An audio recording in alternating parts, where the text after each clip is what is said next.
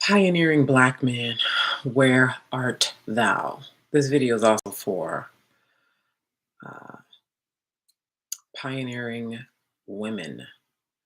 Okay. This is for pioneering. Uh,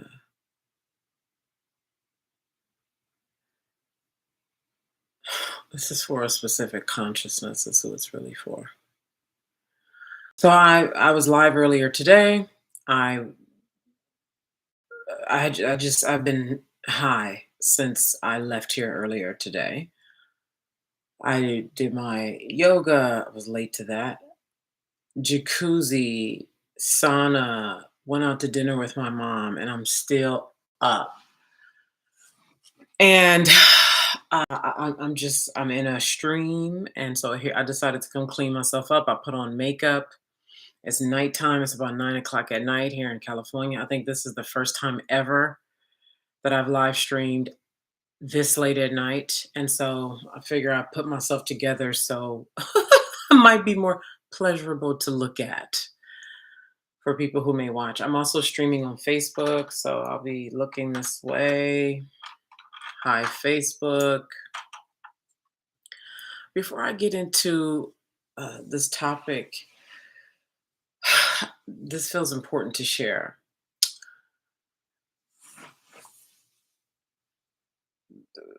The world, the majority of the world are common folk who will be common, normal people. You might call them normal people, and that's absolutely fine. Um, I mean, to believe that every human being is going to become illuminated, yeah, that's unlikely to happen in our lifetime. Um, I, yes, I'm a Black woman, obviously. Look at me, okay? And I was incarnated in this way to be able to speak to the melanin folk of this time beyond the traps of poverty stricken, uh, lack consciousness stricken that's in the supposedly Black consciousness community. Like, no, stop.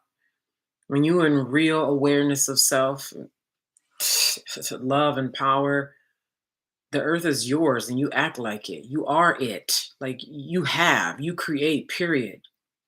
This, what we see is a web of, anyway. I say all that to say that this is not for the average Black person. This is not for the average melanin person who's looking for me to tell you things you've already heard, to agree with you on ideas that you currently hold, to metaphorically suck your dick or eat your pussy, okay? This is not to massage your comfort zone. Um, I play for real. I play for real. I play in love for real. I play in truth for real. Clients tell me, Naima, you're something else. I've never met anybody like you, which, somebody could say, well, we're always meeting people we've never met before. What they mean is my get down is all the way. And it's like, who else is going to play? Who else is going to play? And what I have finally accepted, because I've known this for some years, and I thought that I could create something, community, um, and things would work themselves out. Okay. Because I know ultimately it's us being in relationships where we have permission. Okay. Permission. Like the video, no matter how many people are here, or if you seeing this tomorrow, like the video, please let it be known. Okay. Uh, being in relationships where you have permission to be messy, you have permission to be unlike what you're expected to be. You have permission to talk about things that you don't have the answers for. They don't sound very good and positive, but they're in you and they've been ruminating in you for the last 6 months, 6 years, 60 years. and you hang around the same people who don't see like you see, who don't feel like you feel, you have felt alone in your being, inner world, and you got all these folks you've been hanging around, but they don't know you. They don't really know you. They don't really see you. And I have finally accepted that the psyche, listen, I can love you all I want. Me to a man, me to a woman. I can desire to love you. I can be available in your face, available to go to any lengths with you in platonic relationship, romantic relationship, in a career, in a marriage. I can be ready in the way that I am ready. And if you are living within this idea of who you think you are, and you're committed to that idea of who you think you are, which is not even hardly the fullness of who you are and the truth of who you are, we cannot do anything. We can't love. And most importantly, what I am delighted to get at here today, we cannot live in the profundity that is available when we get beyond everything that keeps us locked in the unconscious.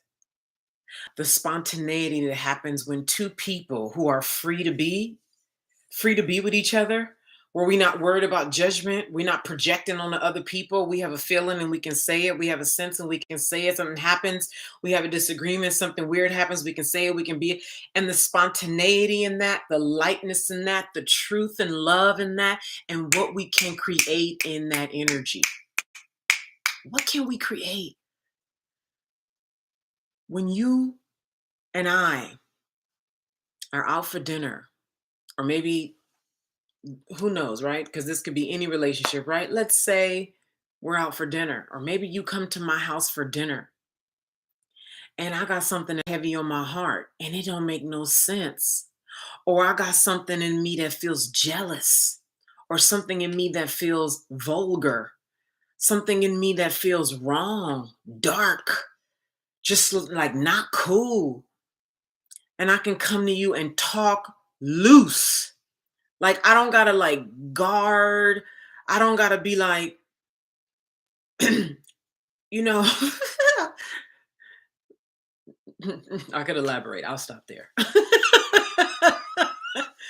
Okay. When we can use the value and technology of the way we can transmit because of our color, but not be locked in all the ideologies about what it means to be Black.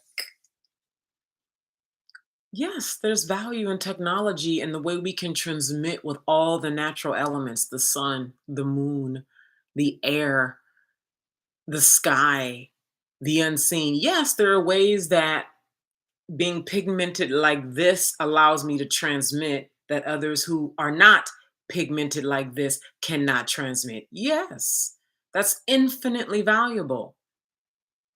It's incredible. It's wonderful.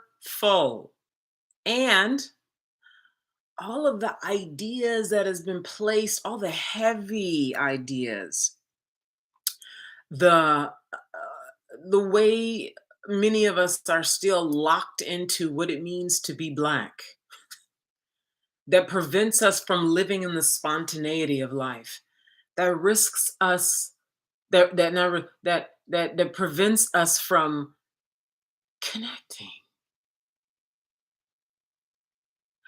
Like, can I just sit around you without being nervous because I can just feel that you live in a repressed state? I can feel your projections before they come out of your mouth.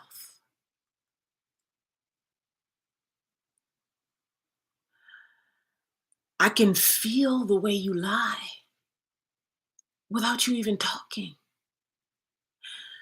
And so many of us feel this, we just don't talk about it. We just avoid each other. We mistrust each other. We double and triple listen to each other. we heavily, uh, what do you call that? We heavily uh, analyze energies and words. And I'm not saying like don't listen to people, like don't analyze, don't process, but you know what the thing we do when something in our spirit is saying that person ain't cool, and we just ruminate and think, we just over process everything about the way they move, the way they breathe. Now, see, we can't do that honestly if we're unwilling to go into the psyche.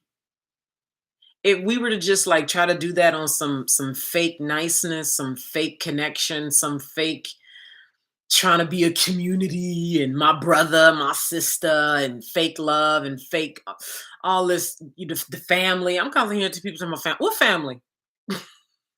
What family is you talking about? Okay.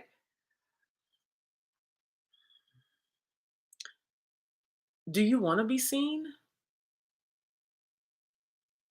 Do you want to be known?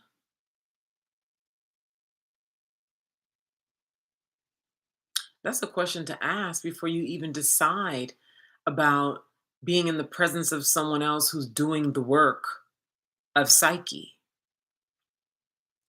being in the presence of other pioneers in a real rich way.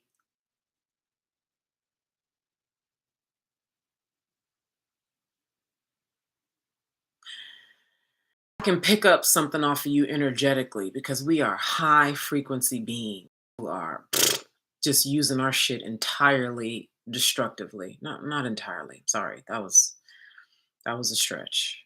Not entirely. And I pick up on something, right? Because maybe you new to this. This meaning psyche work, shadow work. Let me use the word shadow. I think that one is more known and heard. Shadow, okay?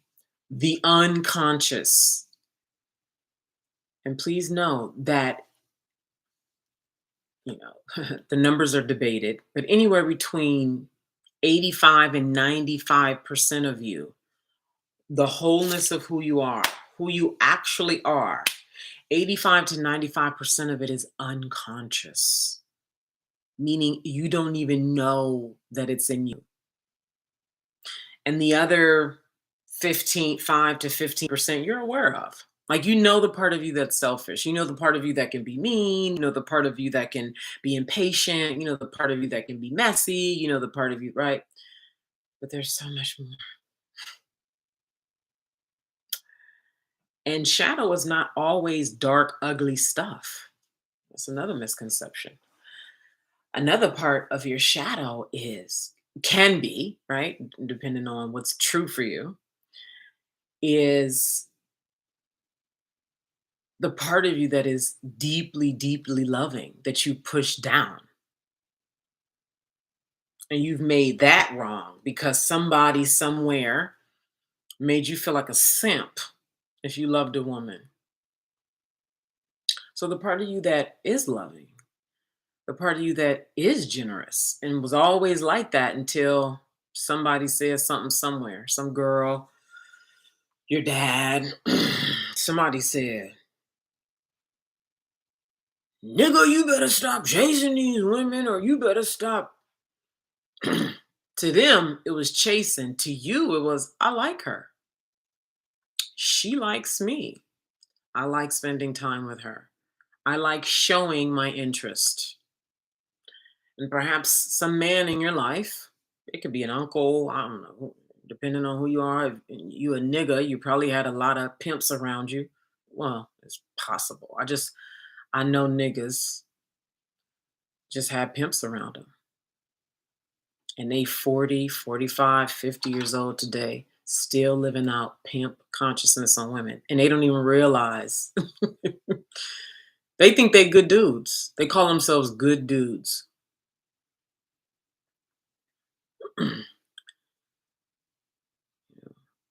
Don't show too much that you like her. Don't show. All right.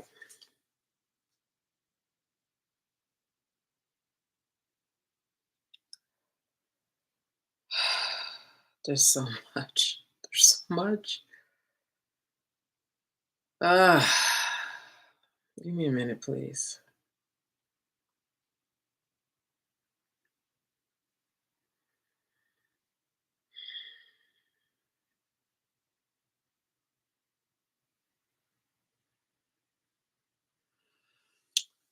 I have one person with me right now on YouTube. Do you have anything you'd like to share or ask?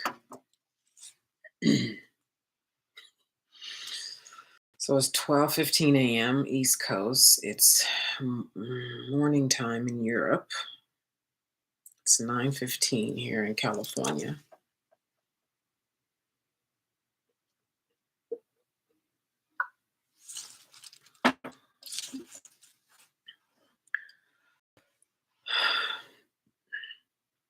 I would like for um, us, when I say us, I mean whoever will be in the room, to physically gather next spring. I would like a room that has so much truth that we're trembling. I would like a room that has so much truth that we're sweating, our hearts are on fire. It's incontrovertible. It's just so true. It's so purifying. It's so illuminating. It's so healing.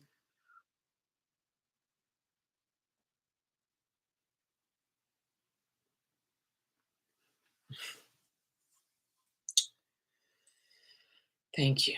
So, January of this year, I started audibly recording my dreams. So I'd wake up, and before I like fully woke up and got out of the bed, I would grab my phone and record the details of my dream when I had a dream. Oh wait, hold on one second. Oh man, I just realized I can't even see my chat on YouTube. So pardon me.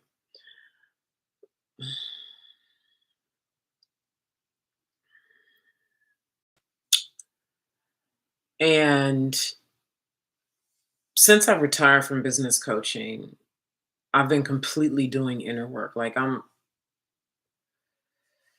been living inside so much, I took about a month to like deliberately go out physically and be active, and just doing other social things to get me out in the real world because I've been spending so much time in the unconscious, so much time uh, down in the darkness, frankly, my own unconscious. And um, so I have dreams. I also have notes though. Like I record many things. Sometimes I'll just be moving through my day and have something I feel like I want to capture, and I'll just open up voice note and record. Something will be very sensational in my body, and I'll open up and record, or like that. And I was looking for. There's a dream that I had that I thought happened in the last couple of months because it felt more recent. And I went looking, and I was like, where is it? Because I looked back 2 months and I was like, I hope I didn't delete it. Let me go back further. And I kept going back. And the dream was January 30th of this year. So that spoke to me, the fact that it felt now, but it was January. And then also I analyzed the dream the Jungian way. I'm not going to get into that right now because this is big. I feel like I need to do that in a private setting with people who have demonstrated that they care to know that, and are either interested in analyzing their dreams, already analyzing their dreams. Um,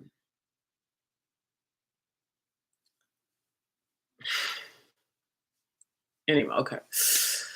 Oh my God. This is what I need us to be able to do in a room together. This is essential to our coming into oneness. Oneness is not often wishful, hopeful thinking. available here for those who unify their opposites of light and dark, conscious and unconscious. It is here for those who do that work. Okay, I gotta admit something right now. I just, oh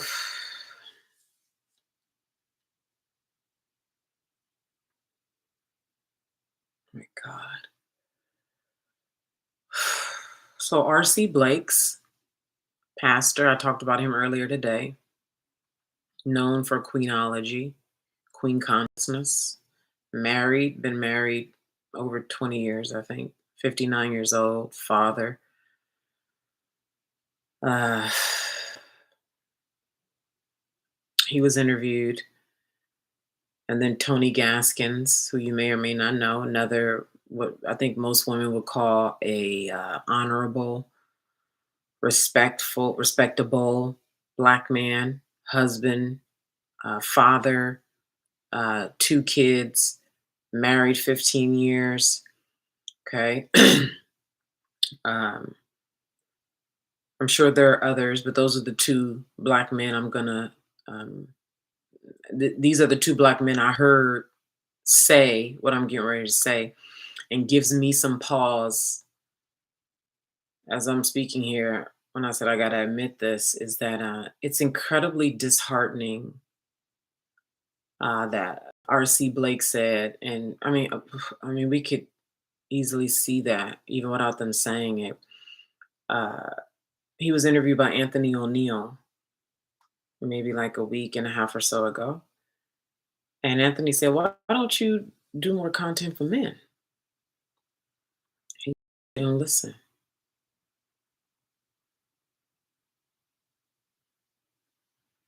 Anthony said, "Why do you think that is?"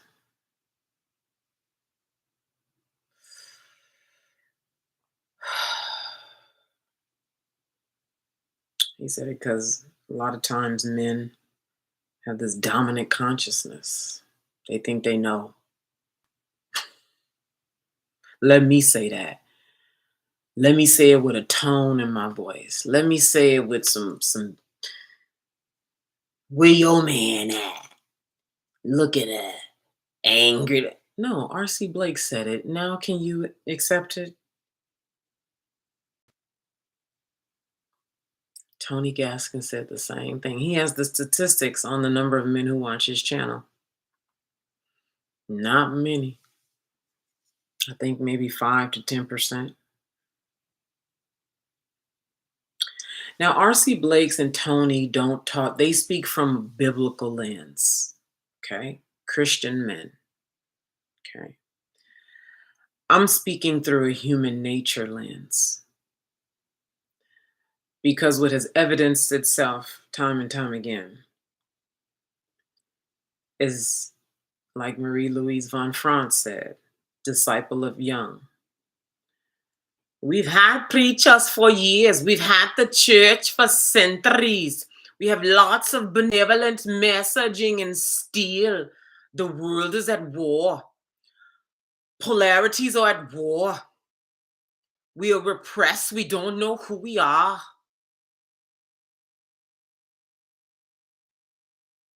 Young was committed to understanding human nature.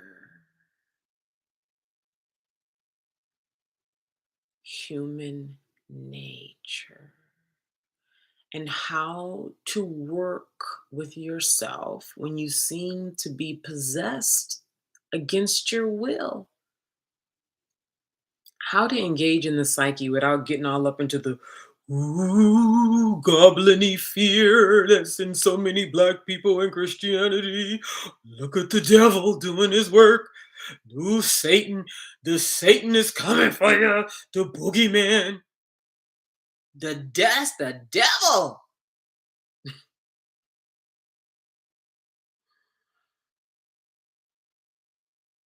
So jealousy, all the trafficking, the molestation, the drug addiction, the crime against women, the mistrust, what that ain't the devil? I mean, what is that? Are we gonna go into the psyche of that? What's in what I call the black psyche?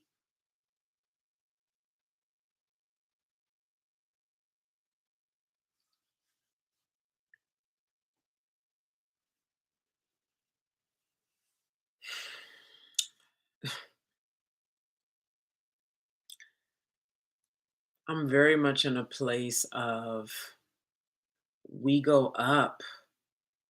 The only thing I can do is me. Okay. Same thing with you. The only thing you can influence is yourself directly and like immediately, and you. And then that obviously starts to reflect itself out in the world. Okay.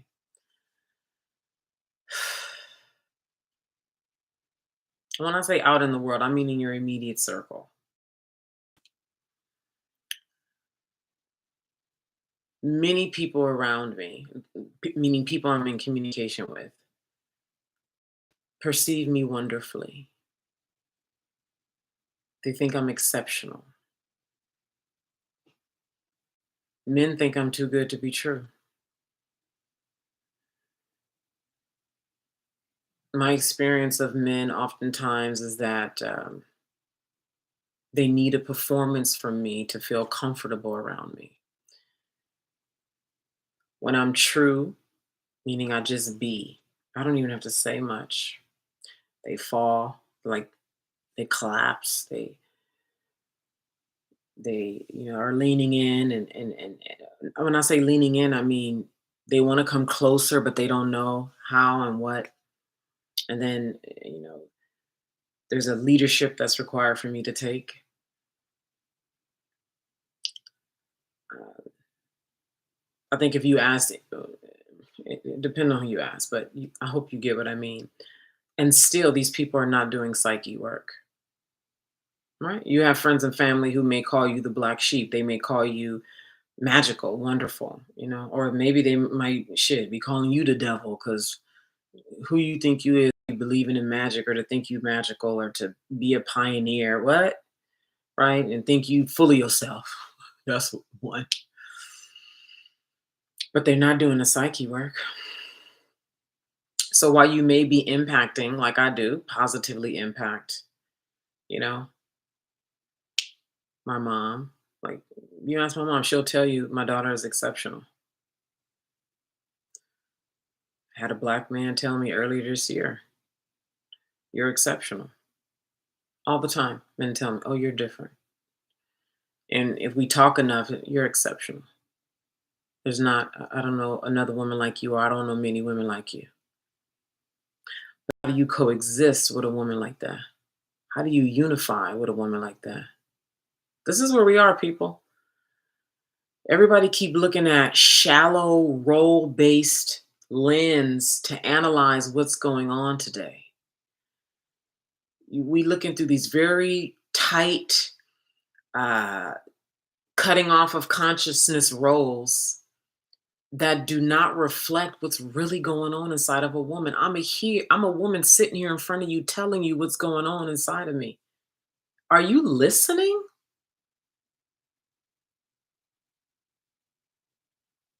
I'm talking to women. I know what's going on. Women are transforming. It's wild. COVID slowed everybody down. COVID got people to be still in ways that we just couldn't run from ourselves. The busyness, the going to hang out with friends if that was our thing, whatever we was doing to be busy, all that shit got cut down. 2020, particularly the first half of 2021,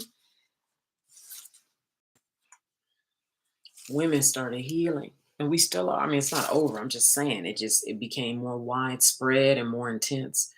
Women are transforming. The number of, you know, I started traveling and in 2015 and showing my life as a digital nomad, black woman out there killing it, online business entrepreneur. And there were not many black women out traveling, digital nomad, bopping around, as Stephanie Perry, with who teaches black women how to house sit and take a sabbatical and whoop de whoop, and she's kicking it with. I love to see it, right? Showing all these black women how to take right and make it. Oh yes, and as she says, bop around the globe as a digital nomad. It wasn't a big popular hot thing in 2015. It was a desired thing, but it wasn't a big hot thing. Now, girl, you can find some kind of club of black women in Mexico, Bali, Thailand, Paris, Portugal, Mexico, Hawaii, Canada, Africa, different parts of Africa, Ghana, South America, Kenya, Nigeria, Colombia, different countries in Colombia. I mean, in South America, all over. You know why? Black women been transforming and it ain't been public. It ain't been public. Folks think the way I'm out here talking like this, I'm like a voice for what's happening on the inside. Folks ain't just out on the internet telling you about the shadow work they doing. Yes, there are some, obviously, but it ain't widespread. Now we'll show you our travel all day. Come on, huh? IG reels, TikToks, video all over the place. We'll show you us on the flight, having a meal, hanging out with the local people at the beach, at a beach house. We'll give you a tour of Airbnb. Yeah, but we didn't show you what we did to be able to create that. And what we've been doing is shadow work, healing, transformation, coming to know who we really are. And when a woman, any woman, comes to know who she really are, she can no longer coexist with a male who's living a fraction of himself. She can no longer coexist with a man who's thinking low, who wants to live inside of some tiny confines and then try to make it sound like this is about you not submitting. Please stop. Stop. What you have to offer so many of these men talking about to submit to what? Like what you submitting to ain't even get where we going. We ain't even going nowhere that's soulful. We ain't even going nowhere that's giving us more life.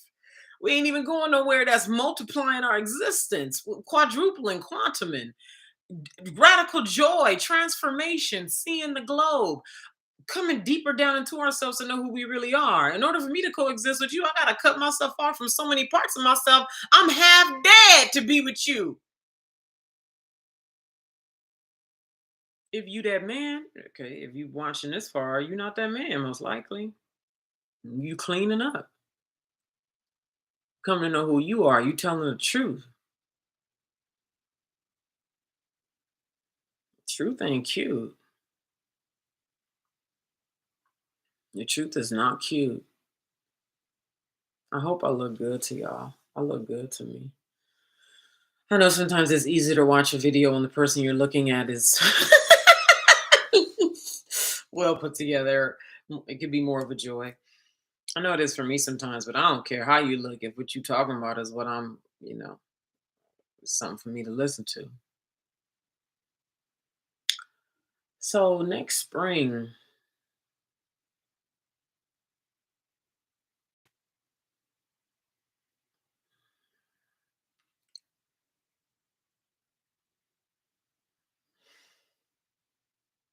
so I cut myself off earlier. Um,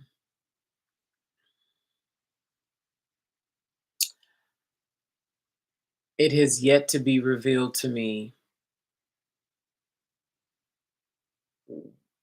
what's going to happen if the men don't come around in bigger numbers. Because there are men who are healing, transforming, right? Coming into, wholeness. It's wholeness at the end of the day. Integration of polarities, unifying of opposites, reflecting. Um,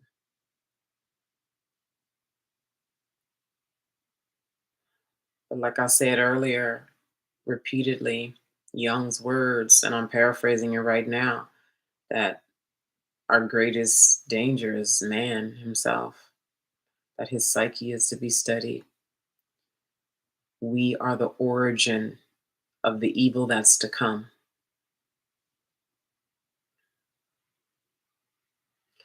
When you look at the division and you look at the ugly, And it's everywhere. It's not black specific.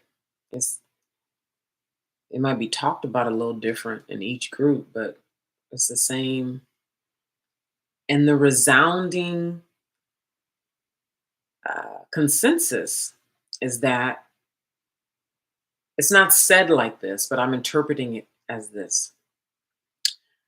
Women want to be in a relationship. They just want to be, well, some want to be single because they've been with the same man for 10, 15, 20 years, living a dreadful or a partial existence. And some women really want to be single for a long time. I know men don't believe that. They have a hard time. They think if you over 30 or 35 and you single, you must be miserable. You must be undesirable. You must be. And I'm gonna tell you right now, as a woman who is, I'll be 44 in March. Okay. And I know plenty of women who are over 40 and single. We love, for those who do love being single, and there are many of us, we love the single life. You need to understand when a person is deciding, okay, the value of being single, living, exploring, doing whatever I choose to do, cultivating, healing, traveling, uh, shit, adopting a child, going to help in another country, being with your mom, other people in a certain way, a certain life, versus being with a man where we know good and goddamn well. Because let me tell you, I have clients who are married with kids doing the thing that's supposed to bring us our fulfillment and happiness and what we were made to do.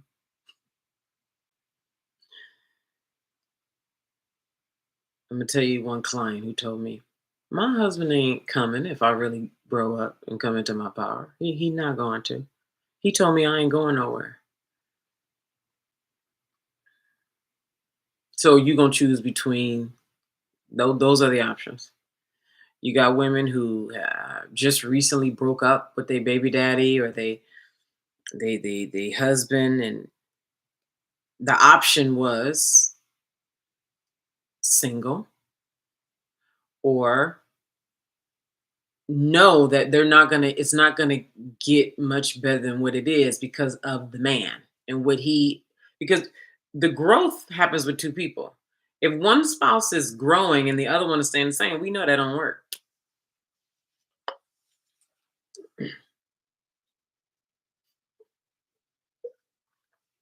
And then so you have women who stay and they say, well, at least I got somebody.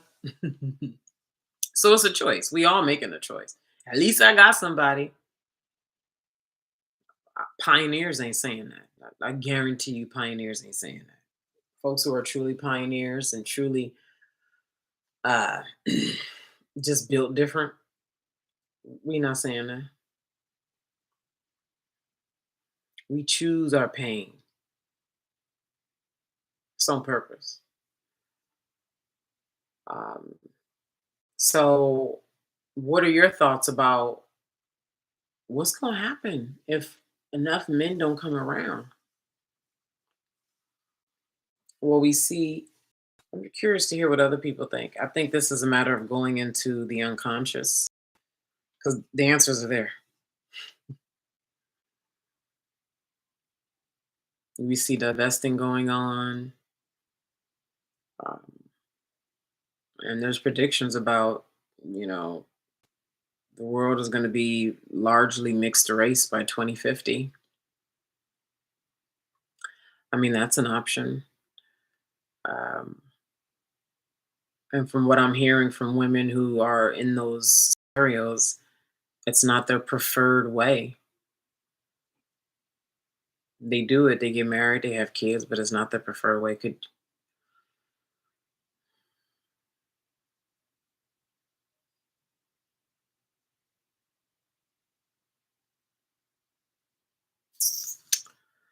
so you choose. I choose.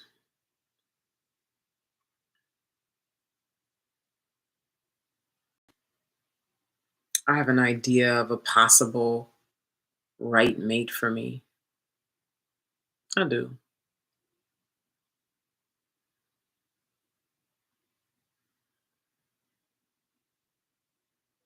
Let that percolate and perhaps I'll meet him this Saturday. I was invited to tailgating A tailgating party.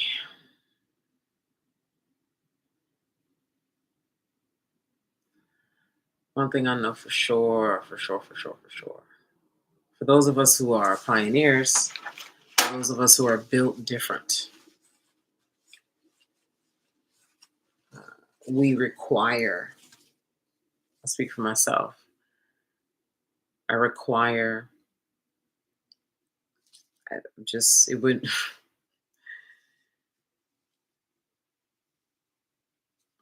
spaciousness in the relationship to truly transform and develop.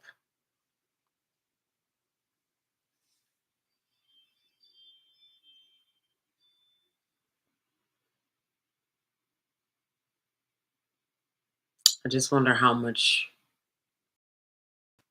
longer I'll be here, because it's like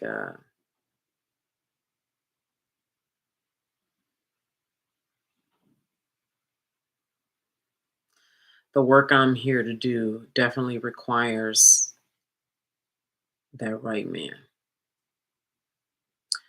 as far as I see. Perhaps there's something in my unconscious that I've yet to become aware of.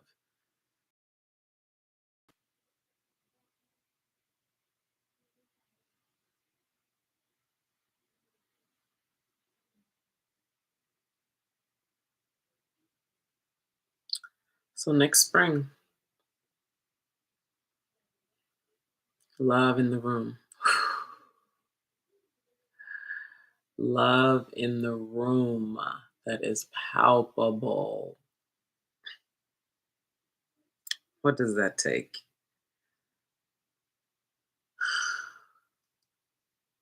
What does that take? Life is a hard game. Why are you here? Why are you here? Like, if you know why you're here and you own that, you own that. A lot of people think because we get fed the story.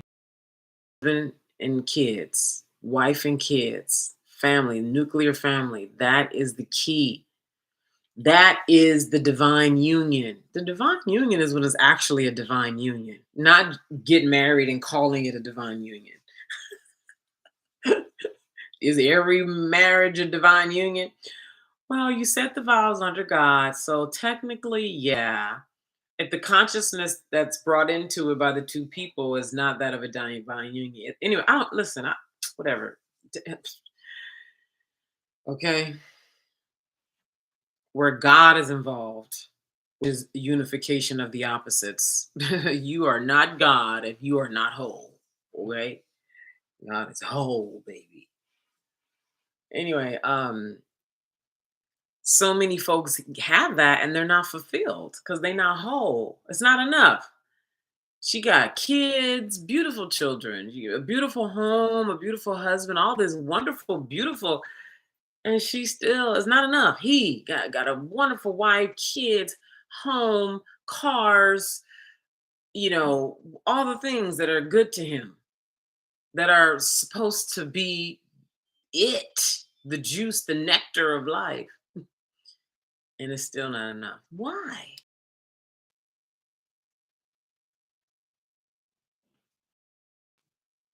Like the video, please.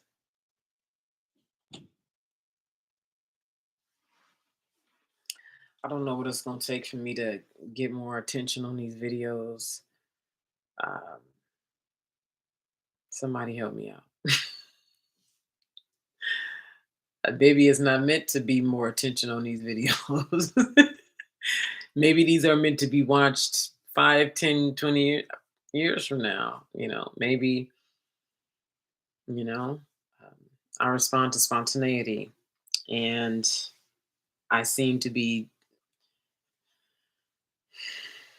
the depth because even when I talk, it feels like there's a demification that's going on. That the way it actually exists inside of me is so holy. It's like the words merely capture it, you know. It's not even full capturing. And I know we can do so much more.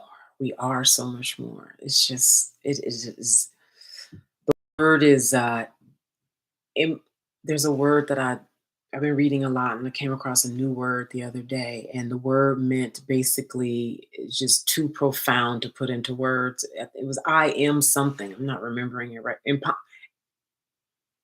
Impotenance. Anyway, and when we unify our opposites, I'm gonna relax. When we unify our opposites, meaning we truly integrate and make reverence of our light and our dark. And I know this isn't for everybody. Listen, it's just not. I know it's just not. Because when you do that, your current roles, they they act as one dimension of your life. I won't say they die. They act as one dimension of your life. Like Young, he had his wife and his kids. Then he had other women that he had relationships with that allowed him to act out the other parts of his psyche that were repressed.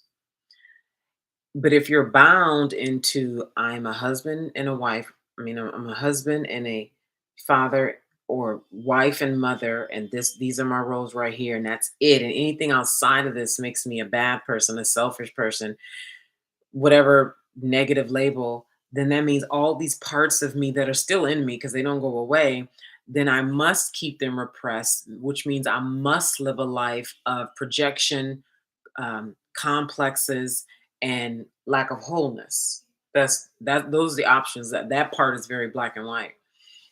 Um, and so most people are not going to shake what they have to come to that level of wholeness. So fine, right? For those of us who are willing, because you got pioneering work to do, you want to be able to access the parts of yourself where that wisdom is. And the way Jung was not able to birth his work until he was able to access those parts of him that he was able to in the relationship with Tony, which is why I said the goal here, why we would even meet in person, why we would even work, is to be in relationships where there's permission to explore your dark self, permission to explore the parts of you that are inappropriate, lustful, dangerous, wrong, bad, evil, all the things, right? So it was when he was able to explore that with Tony, which his wife was unable to, she said it, right? Unable and willing, then it advanced his pioneering work. We would not be aware of the unconscious today. Look, who knows? Maybe some other man would have came along, right? Because it was when the collective starts to call for something quietly, somebody will be chosen to do what it takes to bring a thing forward. So apparently there was already a call for it. Like people wanted to even understand how Nazi Germany was able to happen. And Jung was able to answer that with the bringing forth of the unconscious work. People wanted to understand how wars could happen, how these atrocious things were happening. And Jung was able to speak to, and Marie Louise von Franz and so many of the analysts got down into the crux of fantasies are not these make believe things away that we do, just another way that we disrespect the feminine, right? Anything that can't be measured is going to be disrespected. So you can't measure a fantasy, you can't measure a dream, you can't measure spontaneity, you can't control it, etc. So anyway, in them doing this work, in him being in these relationships, not only did he benefit by advancing this unconscious work, which we wouldn't have today if he didn't do it, all of the analysts, do you know there are Carl Jung institutes around the world today? Because one man he was an instigator in this, who then ended up having analysts who came to work with him, women who would come from all over the world to work with him once word got out. All these people who didn't know who they were confused, just felt so compelled to him.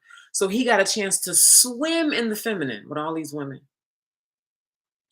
Love and transcendental consciousness, not this mental masturbation that so many knowledge people have.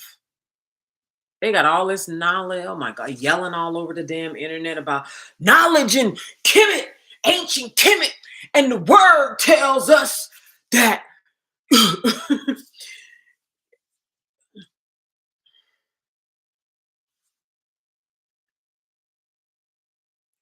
ain't embodied not near knowledge.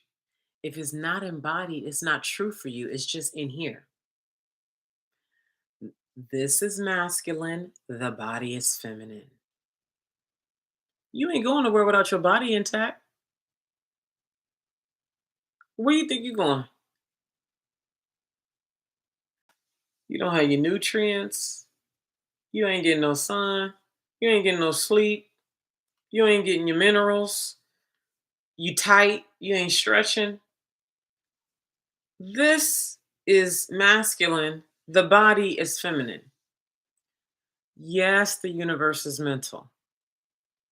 And the womb, which birthed every damn thing, is feminine. You better really know if you're gonna be talking about what you know. And ain't nothing being birthed without the feminine.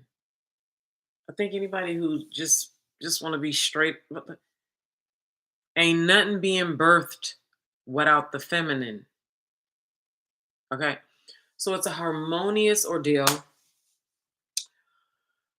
and I would like to hear if you've gotten this far in the video. I would like to hear in the chat. If you don't want to be public, you can email me. What do you think is going to take? What can you do? Just you. Don't think about like saving the world. Marie Louise von Franz said that's a childish illusion to think that you're going to save the world. Any thought of changing the world is a childish illusion.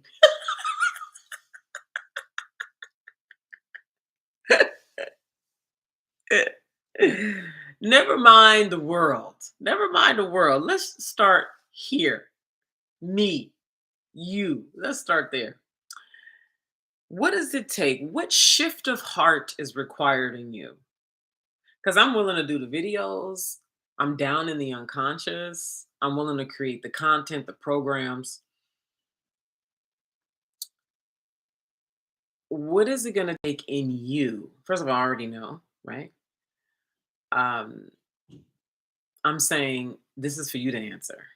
Honestly, if you care to unify with the right masculine, for whatever reason you would care to do that. You have specific work to do that requires the presence of the right man or men, or you're a man who requires the presence of the right multiple women. You are very clear that you're in this world, not of this world. You always think very differently than everybody else in a way that is true. Like truth is you. Like that's your lane. What can you do to be able to start connecting with people, getting your ass in the room next spring? I don't know where we're gonna be. I feel like I want to go overseas or Los Angeles or Houston. That's what's on my yeah.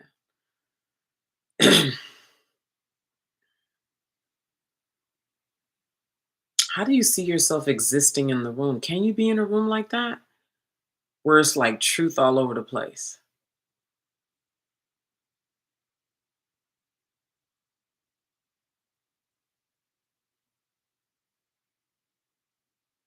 From the moment you enter, before you even enter, because we start connecting prior to physically meeting. But you walk in and you see this dude, he's hot, and you tell him, you are hot. You know, I get turned on when I look at you. You just met him 30 seconds ago. I'm excited when I look at you. Can you be at that level of truth?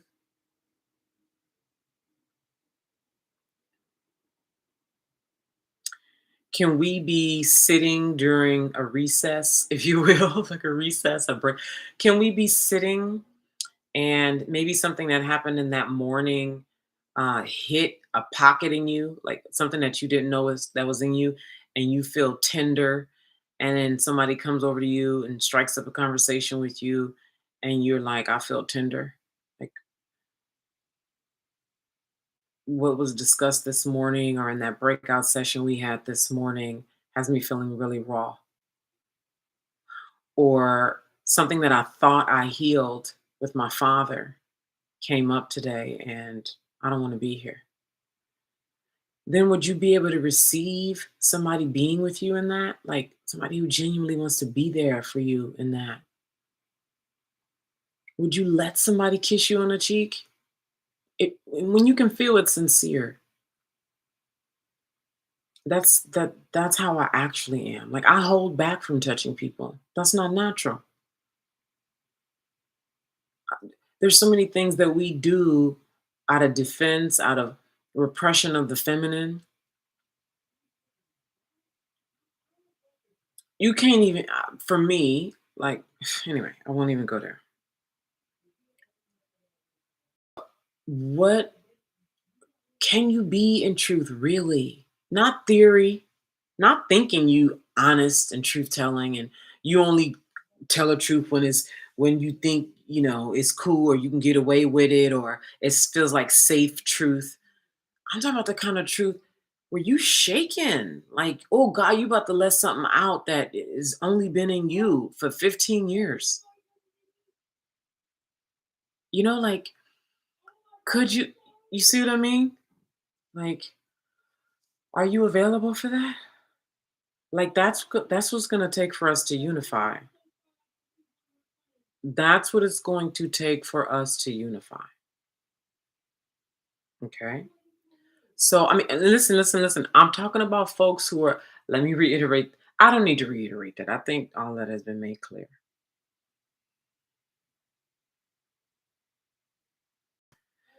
So I could keep going. I would really like to hear in the comments.